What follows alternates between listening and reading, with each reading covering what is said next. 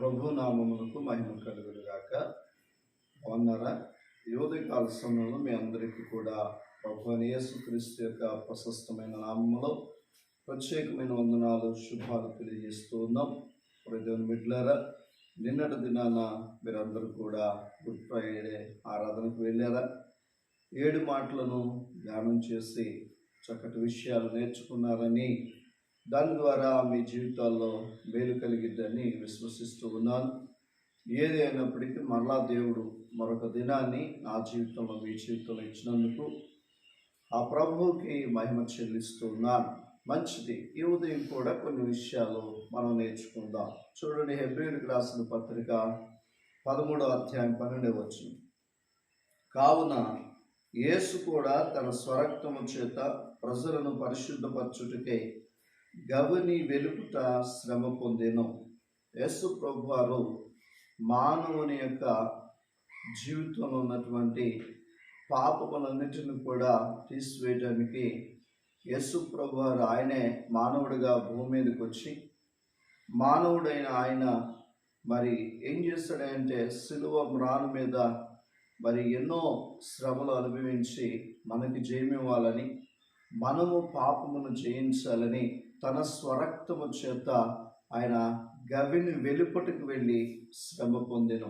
గవిని వెళ్ళి అంటే మనందరము ఎలాగైతే రక్షణ పొందాలని ఆయన ఊరు వెలుపలకు వెళ్ళి శ్రమ ఎలా పొందాడో, సుమారు ప్రదేశం బిడ్డలారా 9 గంటల నుంచి సాయంత్రం 3 గంటల వరకు మరి ఎంత బాధను అనుభవించారు, ఎంత విధానమైనటువంటి నొప్పిని భరించారు అంటే, తన పిల్లల కొరకు ఆయన ఆ కొరడాలతో కొట్టి అలా లాగుతున్నప్పుడు ఆ మాంసపు ముద్దలు ఊడి పడుతూ ఉన్నాయంట.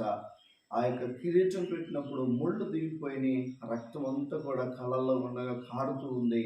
ఎంత శ్రమను అనుభవించాడు. ఇంతకీ ఎందుకయ్యా అంటే, మానవులందరూ కూడా పాపం అనే ఊబిల నుంచి బయటికి రావాలని ఆయన అలా పడ్డాడు. కారణం, అందుకనే గుడ్ ఫ్రైడే అన్నారు, మంచి శుక్రవారం.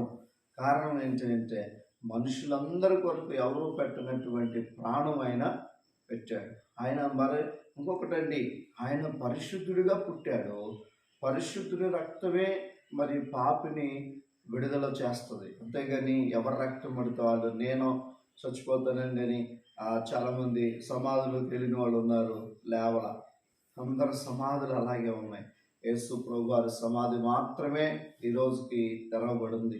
అలాగే యేసు ప్రభు వారు గవిని వెలుపలకి వెళ్ళి ఎలా శ్రమ పొందాడో, ప్రతి కుటుంబంలో మీ కుటుంబము రక్షణ పొందటానికి, మీ కుటుంబము ఆశీర్వాదం పొందటానికి మీ ఇంట్లో ఒకరు శ్రమ పొందాలి. శ్రమ అంటే నువ్వు ఒక్కదానివి పత్యం చేసి ప్రభువు కొరకు నిలబడితే నిన్ను బట్టి నీ ఇంటిని దేవుడు మారుస్తాడు. దేవుని బిడ్డలారా, నువ్వు అనుకోవచ్చు, భర్త రావట్లేదండి కుటుంబ ప్రార్థన చేసుకుందామంటే, భార్య రావట్లేదండి, పిల్లలు రావట్లేదని బాధపడుతున్నావేమో. యేసు ప్రభు వారు ఎవరో వస్తారని చూడాల, ఆయనే తన ప్రాణమును త్యాగం చేశాడు. మీ ఇంటి వారి రక్షణ కొరకు, మీ ఇంటి వారి ఆశీర్వాదం కొరకు నీవు ఒక స్టెప్ తీసుకో. నువ్వు ఉదయం లేచి, ఉదయం లేచి పెందలగడ లేచి ప్రభు పాదములు పట్టుకొని ప్రార్థించి నీ కుటుంబం అంతా కూడా క్షేమంగా ఉంటుంది. నువ్వు ఒక్కదానిని శ్రమ పొందు. మదర్ తెరేసా గారు ఒక్కటి శ్రమ పొందితే అందరూ రోగులు బాగుపడ్డారు, కుష్ఠ రోగులు బాగు చేయబడ్డారు. అలాగే ప్రతినిధుల తల్లి అయిన మరియ ఒక్క తల్లి నిందలు అనుభవిస్తే యేసు ప్రభు వారు వచ్చారు. అలాగే ఇంట్లో నువ్వు ఒక్కదానివే అనుకోబాకు, నేను ఒక్కడనే అన్నయ్య అనుకోబాకు, నీవు ఒక్కడవే శ్రమ పొందు. నీ ద్వారా నీ కుటుంబం కదిలించబడుతుంది. ప్రార్థన చేసుకుందాం.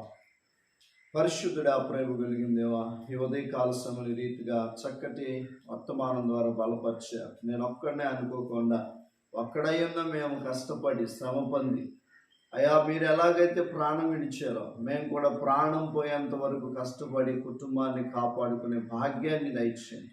బిడ్డలను దీవించండి.